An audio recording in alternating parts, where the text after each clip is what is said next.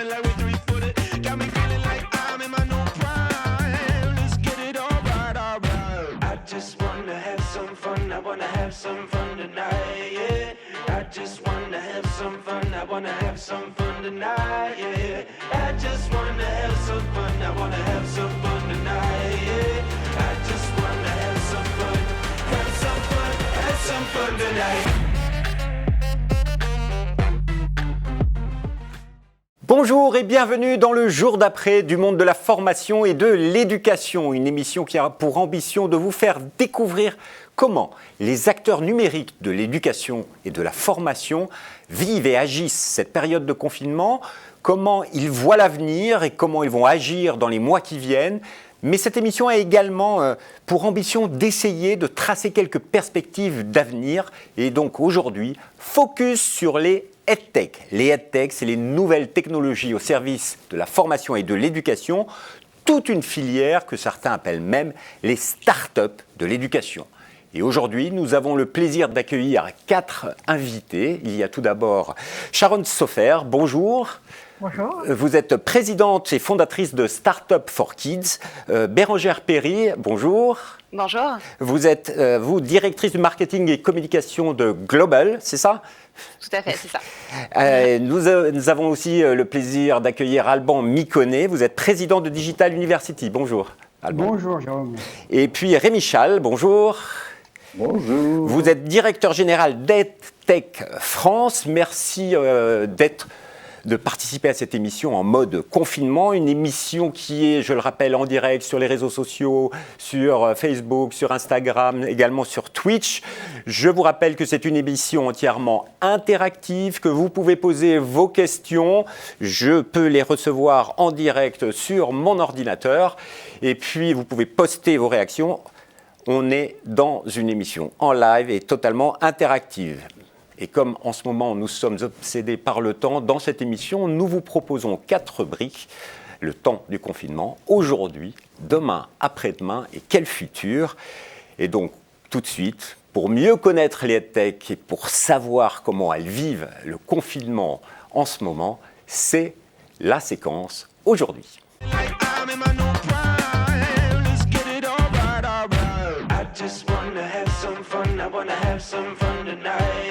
Alors aujourd'hui, il y a 12 millions d'élèves, 900 000 enseignants, 3 millions d'étudiants et leurs professeurs, sans oublier tous les salariés en formation qui vivent le confinement.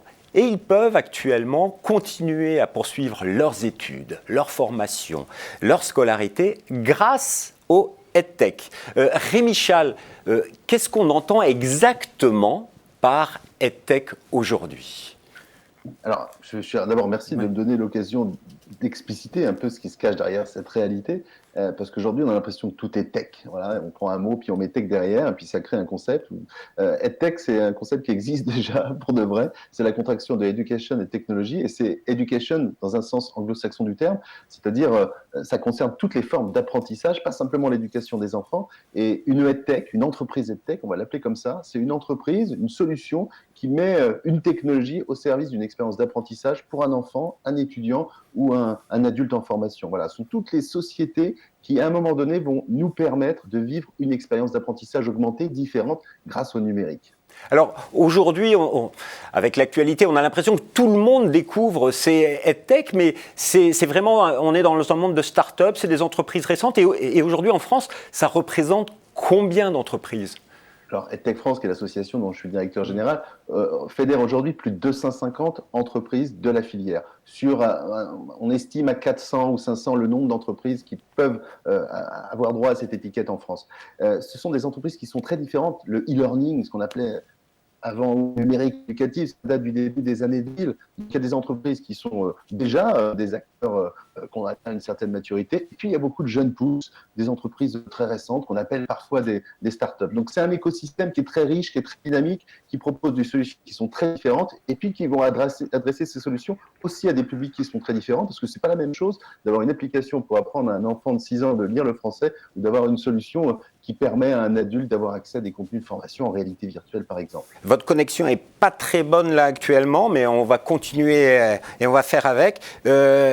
On va découvrir justement quelques exemples de EdTech avec les 3 autres invités. Bérengère Perry, alors vous avez une entreprise qui s'appelle Global, vous êtes à la tête de cette entreprise. En 2 mots, c'est une plateforme de visioconférence, de classe virtuelle. Qu'est-ce que Global propose exactement ? Oui, alors en fait, Global, c'est une solution de classe virtuelle. Donc une classe virtuelle, je le rappelle, c'est un cours en direct entre un formateur ou un enseignant et un apprenant ou des élèves. Et l'idée, c'est d'avoir des interactions au plus proche du réel. Et l'innovation de Global consiste en effet à reproduire les interactions humaines d'une salle de classe traditionnelle. Et donc, alors, voilà. Oui. Aujourd'hui, il y a ce confinement, il y a ce phénomène, cette épreuve Covid. Comment vous vivez ce confinement en tant qu'entreprise ? C'est-à-dire, j'imagine que tout le monde fait appel à vous. Alors oui, tout à fait. Assez logiquement, Global a reçu un afflux très important de demandes d'entreprises, des organismes de formation, des universités ou des écoles pour permettre une continuité pédagogique à leurs élèves, à leurs salariés ou à leurs apprenants de manière générale. De manière générale, notre charge a été multipliée par 120. Donc c'est assez extraordinaire. C'est-à-dire 120% en plus ? Non, je ne parle pas en pourcentage, je parle bien fois 120, effectivement. Donc notre organisation a dû s'adapter pour pouvoir répondre efficacement à ces demandes qui étaient un peu urgentes, mais aussi pour commencer à construire l'après. Et nos équipes qui sont basées à Lyon, à Paris, se sont mobilisés fortement pour justement répondre aux défis techniques, puisque forcément, comme le disait Rémi très justement, nous sommes des solutions technologiques pour la plupart et qui ont besoin de répondre à ce défi technique. Et puis évidemment, l'équipe front a dû faire face à ces demandes pour répondre efficacement et mettre en place des solutions très rapidement. On a par exemple déployé 160 salles de classe virtuelle pour Assas Panthéon à Paris. Alban Miconnet, au sein de Digital Universities, c'est comme chez Global, un afflux de demandes, obligé de travailler à fond. Et d'ailleurs, quels sont les différents services que vous proposez chez Digital Universities ? Vous faites également des classes virtuelles ? Alors nous, on intègre des solutions, par exemple, comme Global. On a été amené à intégrer les solutions Global dans ce qu'on appelle un LMS, un Learning Management System. En fait, c'est un logiciel qui permet d'intégrer plusieurs modalités pédagogiques. Ça, c'est un point très important et je pense qu'on y reviendra tout à l'heure. Donc nous, qu'est-ce qu'on propose ? On propose d'accompagner véritablement les écoles, mais aussi les entreprises et les organismes de formation dans leur transformation digitale avec de la digitalisation de contenu. On appelle à des comédiens, des comédiennes, des scénaristes. On fait également la possibilité de former des formateurs, et ça aussi c'est un point essentiel, pour que les formateurs et les enseignants intègrent le digital dans leur pédagogie. Je pense que c'est quelque chose qui nous lie tous et toutes aujourd'hui, c'est-à-dire qu'on fait de la technologie, ce sont des outils, et donc par exemple, donc par exemple aujourd'hui avec ce confinement sur la formation de formateurs, vous avez eu des demandes, il y a eu comment vit l'entreprise aujourd'hui en cette période de confinement ? Vous avez beaucoup de demandes ? Alors sur la formation de formateurs, on a été proactifs. À l'instar des initiatives qui ont été lancées par EdTech France. En fait, on a formé 800 formateurs gracieusement, je dirais, pour leur apprendre à utiliser une pédagogie digitale, surtout sur les classes virtuelles. Comment j'anime une classe virtuelle ? C'est le premier point. Puis ensuite, on a bien évidemment massivement digitaliser des contenus pour des entreprises qui souhaitaient proposer autre chose que simplement des classes virtuelles à distance. Et puis enfin, on a créé des JPOD, journées portes ouvertes digitales, qui permettent finalement aux écoles aujourd'hui de recruter leurs futurs étudiants. Tout à distance avec des émissions de télé. Donc j'entends bien, là, 2 entreprises, agilité, réactivité, à répondre à la demande en période de confinement. Alors Sharon Sofer, vous par contre, Startup for Kids, vous n'avez pas vécu la même chose. Racontez-nous déjà Startup et comment vous vivez le confinement aujourd'hui. Ouais, alors nous, effectivement, on est un peu à l'autre côté du spectre puisque nous, on organise des événements éducatifs. Donc des rassemblements qui font jusqu'à 3000 participants. Donc forcément notre activité sur le volet événementiel s'est arrêtée du jour au lendemain et on avait un très très gros programme entre... Comment on vit ça en entreprise ? Comment ça a été vécu par l'équipe ? Ça doit être terrible. Alors, non, bizarrement, on l'a vécu assez sereinement. D'abord, évidemment, moi j'ai fait mon travail de protéger l'équipe du stress financier, puisque c'est quand même leur préoccupation, de leur côté, une des préoccupations.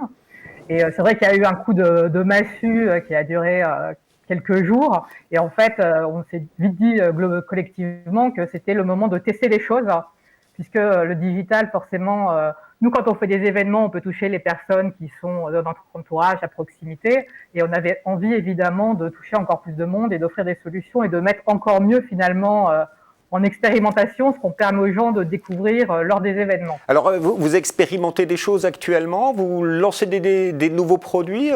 Dites-nous, racontez-nous. Ouais, alors ce qu'on fait, c'est qu'on se permet du coup surtout d'expérimenter en ce qu'on peut dire quick and dirty, à savoir que la priorité c'est d'avoir les choses très très vite à disposition. Donc par exemple, on organise des webinaires où on va faire des rencontres entre start-upers qui présentent justement des solutions éducatives numériques pour permettre aux familles de les découvrir. Et ce lien de parler directement avec la personne qui a fait le projet, qui porte le projet, les familles sont toujours friandes en fait, donc même en virtuel. Nous, une de nos grosses missions, c'est de dire que les jeunes, il faut leur donner la parole dès maintenant, leur permettre justement de devenir acteurs de leur futur. Donc on organise aussi des interviews de professionnels du numérique faites par des lycéens.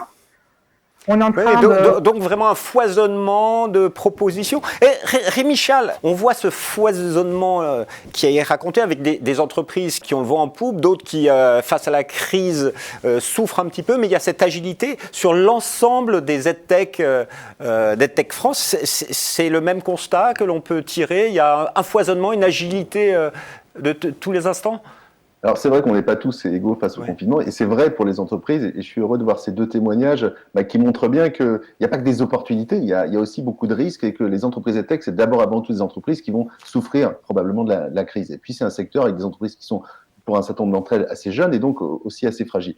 Et on a lancé, et là je suis très fier de cette initiative et surtout de l'écho qu'elle a eu, on a lancé immédiatement au moment de la fermeture des écoles un site qui s'appelle solidarité.edtechfrance.fr, sur lequel il y a aujourd'hui plus de 300 entreprises qui se sont engagées à mettre à disposition gratuitement, sans aucune contrepartie, leurs solutions, leurs outils, leurs applications, etc., à destination d'à peu près tous les publics. C'est-à-dire qu'il y en a pour les élèves, il y en a pour les établissements, il y en a pour les organismes de formation, il y en a pour les gens comme vous et moi, il y en a pour les parents pour occuper leurs enfants. Donc moi, je vous invite à aller voir ce site. C'est un peu comme une malle au trésor, et parce qu'aujourd'hui, il y a beaucoup d'offres, et on trouve des choses qui permettent soit d'assurer cette continuité pédagogique, soit au moins d'apprendre pendant le temps du confinement, parce que c'est un temps qu'on peut mettre à profit.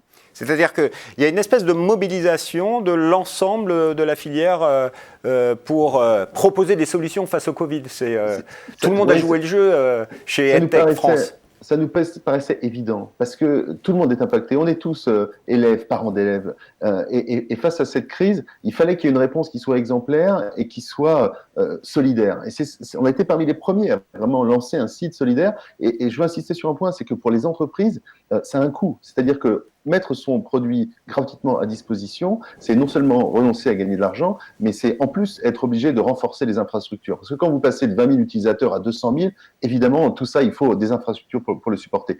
Entre-temps, vous allez à la boulangerie, on ne va pas vous donner les baguettes. Donc, c'est ce qui est normal. Mais là, il y a un engagement solidaire qui est exemplaire de la part d'acteurs privés qui se mettent à disposition du plus grand nombre. Alors, je rappelle le site, c'est solidarité.edtechfrance.fr. Je laisse le temps au réalisateur de trouver le synthé pour que tout le monde puisse le découvrir, mais on le verra sinon en fin d'émission.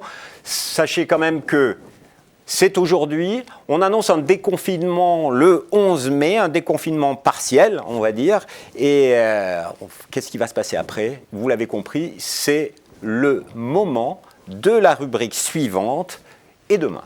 I wanna have some fun tonight, yeah. I just wanna have some fun. I wanna have some fun tonight, yeah. I just wanna have some Sharon Sofer, alors parlons de l'avenir. Comment vous voyez le déconfinement pour Startup for Kids ? Parce que les événements, c'est pas pour tout de suite non plus. Non, c'est clairement pas tout de suite. Et du coup, nous, on a prévu 3 scénarios. Je veux dire qu'à la rentrée ou quelques mois après la rentrée, rapidement, on puisse revenir à un format normal d'événement. Entre guillemets normal, c'est-à-dire peut-être un peu moins de monde, peut-être un peu plus de règles, etc. Se baser sur des plus petits événements, vraiment plus petits, à 50, 100 personnes maximum, et pas d'événements du tout. Et donc justement, ces expérimentations dont on a pu parler précédemment, l'idée c'est de voir lesquelles sont porteuses de sens, lesquels apportent de la valeur aux utilisateurs, à notre public habituel, et prolonger ces expériences et voir comment s'appuyer dessus. En tout cas, ce qu'on voit pendant cette période, c'est, comme l'a souligné Rémi, c'est une vraie solidarité, certes avec nos publics, mais aussi entre startups, entre acteurs. Et voilà, on espère qu'il y a un changement qui va s'opérer et on va continuer cette mouvance. Et voilà, on va s'adapter en fait en fonction du déconfinement. Vous êtes, pour la petite histoire, une serial entrepreneuse parce que vous avez créé à une époque Scientibox, etc. Ça vous donne l'idée de proposer une nouvelle société, de créer une nouvelle start-up dans ce secteur ?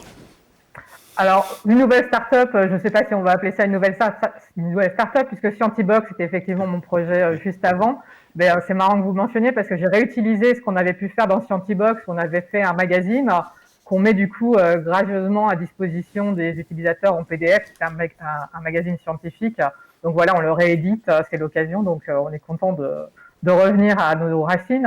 Et j'ai pas de problème à me dire qu'on va changer, que l'entreprise va évoluer. Enfin, c'est quelque part la vie normale d'une entreprise. C'est juste que le rythme là est accéléré et on est contraint par des choses extérieures. Et une des qualités des entreprises qui interviennent dans le digital, cette adaptabilité permanente. L'adaptabilité, la sérendipité, voilà, il faut savoir s'appuyer sur les épreuves qu'on rencontre. Alban Miconnais, pour vous, le déconfinement au 11 mai, vous y croyez et comment Digital Universities s'y prépare et quel est le scénario que vous imaginez ? Vous avez plusieurs scénarios prévus ou pas ? Alors, nous, notre scénario, c'est quel que soit le scénario, j'ai envie de dire, être toujours là pour nos clients et les accompagner vers ce qu'on va voir. On anticipe en regardant un peu tous les soirs les points presse ce qu'ils disent. Ce qui est sûr, c'est que ce déconfinement a provoqué en fait un digital subi. Du jour au lendemain, on arrive, hop, personne n'est préparé, on s'arrête, hop, classe virtuelle, on essaye de faire court, etc. C'est le moment, et c'est ce qu'on essaye de faire, de permettre à nos clients d'anticiper. Il faut anticiper. Ça veut dire quoi ? Un programme multimodal avec du digital, ça se prévoit, ça se pense, ça s'organise. C'est ça qu'on doit faire. Et donc, je pense que le déconfinement, il y a 2 points qui sont fondamentaux. 1, la pédagogie multimodale et l'anticiper, former les formateurs, etc. Et 2, c'est sur le recrutement. Parce qu'aujourd'hui, on est dans une continuité pédagogique. Demain, on est dans une continuité d'activité. Continuité d'activité, c'est-à-dire des clients. Les clients, pardon de le dire, même dans le monde de l'éducation, sont des étudiants. Des étudiants, des apprenants, des alternants. Donc là aussi, il y a un grand enjeu qui se décide maintenant. Avant le confinement, c'est comment on recrute les futurs apprenants, les futurs alternants. Et puis, également, quand je parle d'alternance, ça aussi, c'est un enjeu majeur. On parle d'alternance, mais pour avoir des alternances, il faut des entreprises en face. Comment, aujourd'hui, les entreprises, et en phase de confinement, les entreprises vont être en capacité d'accueillir des alternants. On est à peu près à 500 000 contrats d'alternance par an en France. Et donc, il y a un enjeu autour de l'alternance dans cette période de déconfinement. Ça, on découvrira cela sans doute dans une autre émission, mais en tout cas, au mois de septembre, on y verra plus clair. Pour vous aussi, Bérengère Perry, c'est septembre pour vous, le déconfinement réel pour votre société, pour Global ?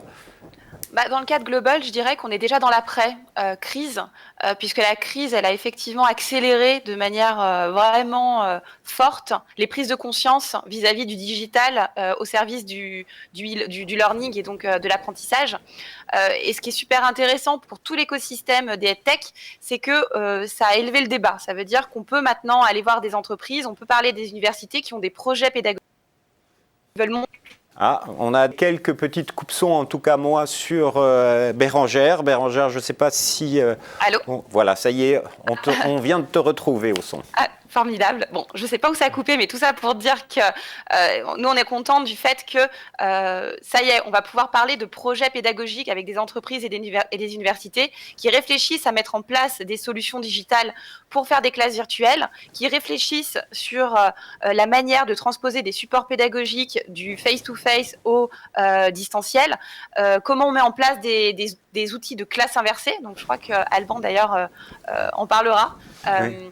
Et donc, c'est bien. Ça permet d'accélérer la mise en place de ce genre de dispositif. Rémi Schall, là, on voit qu'il y a des entreprises du secteur des tech avec des opportunités. C'est globalement pour tout le secteur, cette crise du Covid a été, en tout cas, une vraie pub sur les services que peut rendre les technologies à l'éducation. Une vraie pub, je dirais pas ça comme ça, parce que ça reste une pandémie et personne ne l'a souhaité, et nous ne sommes pas responsables. Je tiens à le préciser, si jamais il y avait un doute. C'est compliqué pour tout le monde, pour toutes les entreprises, on le voit avec Sharon, mais des tas d'autres entreprises souffrent, parce que la tech, c'est pas uniquement du distanciel. Il y a des tas de choses qui s'expérimentent avec les enseignants, en salle de classe, et puis la tech, c'est pas fait pour la crise. C'est-à-dire que là, il y a un moment exceptionnel auquel personne n'est préparé, y compris les entreprises elles-mêmes, et on s'adapte, et on se débrouille, et on tâtonne, et les entreprises sont là pour répondre à cette obligation de continuer à faire court, malgré l'impossibilité de se retrouver. Mais il y a aussi des tas de choses qui marchent pas. C'est normal, parce que, encore une fois, les solutions EdTech, elles sont pas faites pour des situations comme celle-ci. Les solutions EdTech, elles sont faites dans un temps normal, elles sont faites pour enrichir l'expérience d'apprentissage, elles sont faites pour accompagner l'enseignant, le formateur, l'étudiant, dans un apprentissage qui doit mixer à la fois le présentiel, le distanciel, etc. Alors bien justement, là on a un petit sondage qui a été lancé, c'est avez-vous utilisé des outils EdTech durant le confinement? Si vous êtes sur les réseaux sociaux, sur Facebook, allez-y, répondez, et dans une dizaine de minutes, on vous donnera un résultat. Rémi-Charles, je reviens vers vous. On voit qu'il y a une opportunité de développement et d'appropriation par les Français de ces technologies, mais il y a quand même une limite, il y a quand même des personnes, on parle de fracture numérique, tout le monde n'a pas eu accès, n'a pas accès à un ordinateur aujourd'hui, et même de manière en termes de débit, avec ceux qui ont la fibre, ceux qui n'ont pas la fibre. La situation actuelle met en lumière ce qu'on sait déjà, c'est-à-dire que la société française, elle est inégalitaire et elle est fracturée. Et cette fracture numérique, elle est le reflet d'une fracture sociale. Donc oui, il y a des enfants qui n'ont pas d'ordinateur. Oui, il y a des endroits en France où il n'y a pas où il y a des zones blanches, où on n'a pas de réseau. Oui, il y a des enseignants qui sont impréparés, qui n'ont pas d'outils. Mais tout ça, aujourd'hui, qu'on le constate, il faut demain y apporter une réponse. Donc il y a une vraie réponse à apporter sur les infrastructures, à l'école, pour les enseignants, pour les familles, la formation évidemment des enseignants, et puis ensuite à nous, entreprises, de proposer des ressources, des outils qui sont les plus performants possibles. C'est-à-dire que la tech, c'est pas un gadget, ça n'a de sens que si c'est efficace, ça n'a de sens que si on apprend mieux avec. Alors j'ai une question de Werner, là je passe outre mon webmaster, c'est Werner qui aimerait savoir comment les EdTech peuvent impacter l'éducation nationale, parce que à vous entendre, on parle beaucoup de l'enseignement supérieur, d'écoles privées, et sur l'éducation nationale, il y a un formidable enjeu, ça c'est au gouvernement, qui a envie de répondre un petit peu. Tout le monde va avoir envie de répondre. Non, pas moi. Rémi, je te laisse. Non, simplement en deux mots. L'éducation nationale travaille déjà avec des outils EdTech développés par des entreprises privées. Les environnements numériques de travail par lesquels les familles en général se connectent à l'école, par lesquels on obtient les notes, etc., c'est des outils qui sont développés par des entreprises privées. C'est pas l'éducation nationale qui les a inventés. Donc il y a déjà une collaboration. Ceci étant, il y a beaucoup de choses à faire pour qu'on rattrape le niveau qui est celui de nos amis chinois, américains ou indiens, où là, le numérique est véritablement entré à l'école, où on enseigne au numérique et par le numérique. Nous, on est au début. Mais pourtant, on dit que l'écosystème français est le deuxième en Europe après les Anglais. On dit que on est fort quand même. On a le droit d'être fier. Notamment grâce à l'enseignement supérieur et grâce aussi et surtout à la formation professionnelle et formation continue. C'est là où la croissance de la filière est portée. C'est pas aujourd'hui sur le secteur du scolaire, qu'on appelle aussi le K-12, et pour autant, c'est là où se joue l'avenir du pays. Donc je pense que cette crise, elle peut avoir pour mérite, même si j'aime pas tellement ce terme, de mettre en avant l'utilité de porter un numérique éducatif français si on veut pas que tout le monde se rue sur des outils qui sont développés par d'autres. C'est donc le temps de la chronique suivante et après-demain. Bon, essayons de tracer quelques perspectives. Jingle.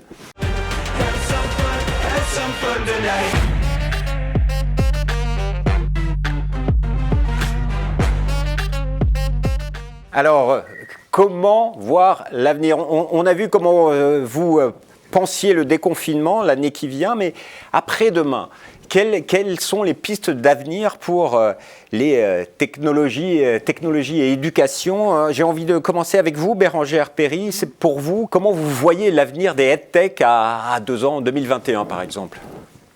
Mon avis sur les tech en France et en Europe, c'est qu'elles ont besoin de s'unir les unes avec les autres. La crise actuelle, elle nous a montré qu'on avait beaucoup de solutions. On a 250 solutions qui adhèrent à EdTech France et elles n'y sont pas toutes. En tout cas, elles représentent toutes des spécialités, des innovations qui sont extraordinaires et qui ont besoin d'être unies les unes avec les autres pour montrer aux personnes, aux utilisateurs, qu'on a des solutions efficaces et qui peuvent largement remplacer des solutions issues des GAFAM ou des mastodontes américains, par exemple. Nous, on est spécialisés en classe virtuelle, mais voilà, il y a des LMS qui sont spécialisés sur les systèmes en général. Il y en a qui sont spécialisés sur les contenus pédagogiques digitaux, d'autres sur d'autres systèmes. Et l'avenir, je le vois sur des offres communes de ces startups. C'est-à-dire de ne plus être parfois concurrents, mais collaborer, créer Exactement. des GIE. C'est ce que vous avez fait, Alban Miconnet. C'est à peu près ça, effectivement. Merci, Jérôme. Moi, ce que je vois plus tard, c'est une échéance de 2 ans, c'est une interconnexion. Donc, on n'est pas très loin de ce qu'on se dit, mais l'interconnexion, c'est-à-dire, effectivement, mais le débit, le très haut débit pour tous, pour éviter cette fracture dont on parlait tout à l'heure du numérique, mais interconnecter les campus avec les entreprises, interconnecter les apprenants, les alumni, les salariés, et finalement décloisonner ce monde du monde de l'éducation et du monde de l'entreprise qui doit mieux collaborer et finalement, vous voyez, avoir un titre digitalisé, une certification digitalisée en école qu'on puisse adapter et proposer en entreprise dans le cadre du CPF, cette formation tout au long de la vie. Comme le disait Rémi tout à l'heure, on a une superbe opportunité en France parce que globalement, tout va dans le bon sens. Pas assez vite, mais tout va globalement dans le bon sens. Donc, je crois qu'il faut accélérer ce qui est déjà fait et deuxièmement, interconnecter et décloisonner le monde de l'éducation et le monde du travail.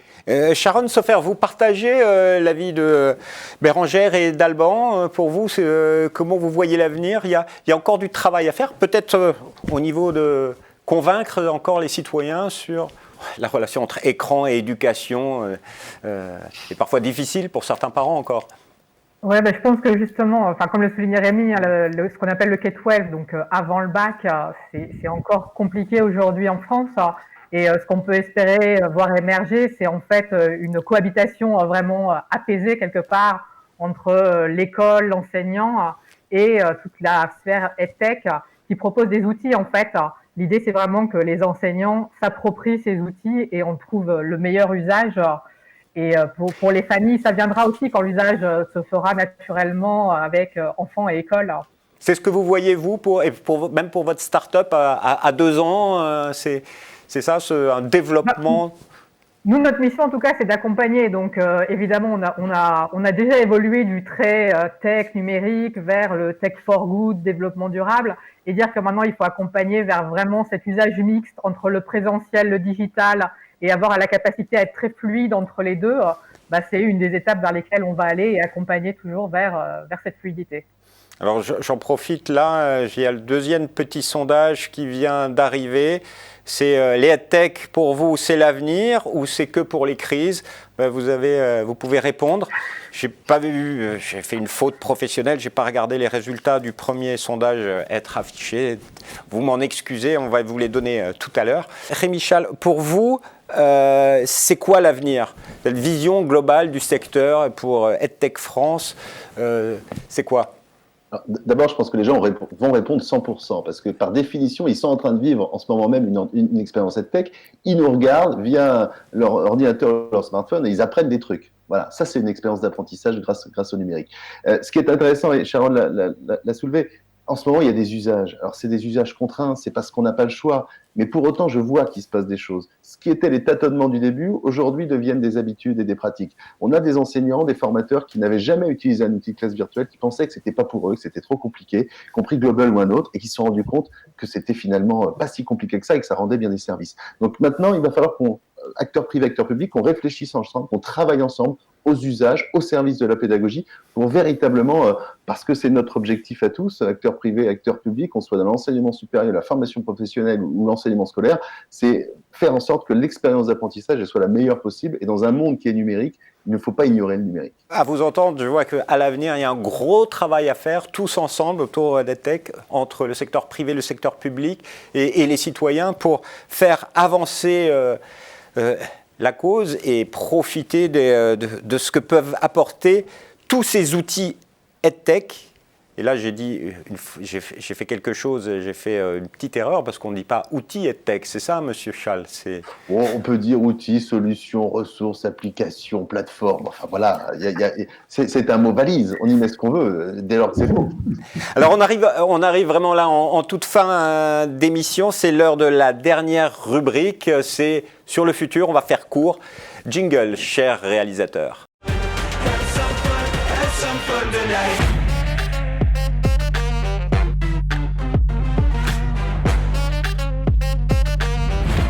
On vous a entendu plutôt optimiste pour l'avenir des EdTech. On a compris et on va vous entendre que dans le digital, il y a de l'avenir pour l'éducation et la formation. Vous êtes optimiste, prudent.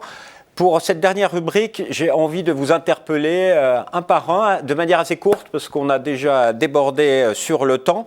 C'est vraiment, s'il y avait une mesure à prendre, laquelle voulez-vous mettre en œuvre immédiatement? On commence par qui? Sharon Sofer, Vous êtes Startup dur, for... ce serait au niveau des politiques publiques, avoir un usage, un tech for good, donc vraiment un usage de la technologie pour le bien commun. Donc que ce soit dans les tech, mais partout finalement, puisque le monde est de plus en plus technologique et il va forcément falloir avoir un usage raisonné et pour le bien commun du numérique. Alban Mikonet, pour vous, s'il y avait une mesure à prendre, vous voulez m'avez défendre quelle action? Vous m'avez demandé une mesure, je vais vous en donner 3, pardon. Mais pour moi, 1, c'est la formation de formateurs obligatoire, les enseignants, parce qu'ils doivent être au cœur de cette transformation. Ils doivent être les acteurs numéro 1 de cela. Deuxième point, un plan d'État important pour aider les entreprises à recruter des alternants, enjeu majeur. Et troisième point, une accélération du temps d'accréditation des parcours certifiants, parce qu'on va avoir besoin de nouvelles compétences. Et il faut que la machine, qui est bien huilée maintenant, s'accélère pour permettre à des écoles, à des organismes de formation d'avoir des parcours, comme on dit chez nous, up-to-date. Voilà. Alors, il y a un petit résultat qui va vous rassurer. Sur le premier sondage, avez-vous utilisé les outils EdTech durant le confinement? Oui à 68%, non à 32%. Bérangère Perry, ça vous inspire pour les actions à mener, l'action que vous voulez défendre? En tout cas, j'appuie les solutions qui ont été proposées par Sharon et par Alban. Moi, j'ajouterais qu'effectivement, d'un point de vue des politiques publiques ou des grandes entreprises, ce serait bien qu'il y ait une sorte de préférence française et que voilà, on ait l'obligation d'envisager des solutions françaises avant de se précipiter vers des solutions, encore une fois, américaines, qui souvent ne sont pas respectueuses des données de leurs utilisateurs. Avoir une fierté française sur les EdTech. Rémi Schall, vous, s'il y avait une mesure à prendre, une action à mener Je suis embêté parce que tout a été dit. Je voulais parler de formation des formateurs et des enseignants. Je voulais parler de préférence du Made in France. Je voulais parler des EdTech responsables. Bon, il ne me reste plus qu'à demander le déconfinement d'urgence des coiffeurs parce que bon, Allemand t'en fout, mais moi, ça me pose quand même des sacrés problèmes. Voilà, non, je souscris à tout ce qui a été dit. Merci beaucoup à tous les quatre pour vos témoignages. Merci à vous pour nous avoir suivis. Alors, si vous voulez en savoir plus sur les EdTech, je vous redonne le site solidarité.edtech.fr. C'est l'occasion de découvrir tout cet univers EdTech qui ont créé des services et qui peuvent vous aider, qui sont mis à votre disposition de manière gracieuse. Sachez que les échanges avec nos invités peuvent continuer sur les réseaux sociaux. Vous avez vu leurs adresses et leurs comptes s'afficher tout au long de l'émission. Merci aussi à toute l'équipe technique pour la réalisation de l'émission et notamment, et ça c'est notre private joke, à Nicolas Chiva-Doubrer, notre réalisateur qui est seul en régie. Pendant ce temps-là, je vous en prie, restez chez vous et si vous sortez, portez un masque. Au revoir et à bientôt.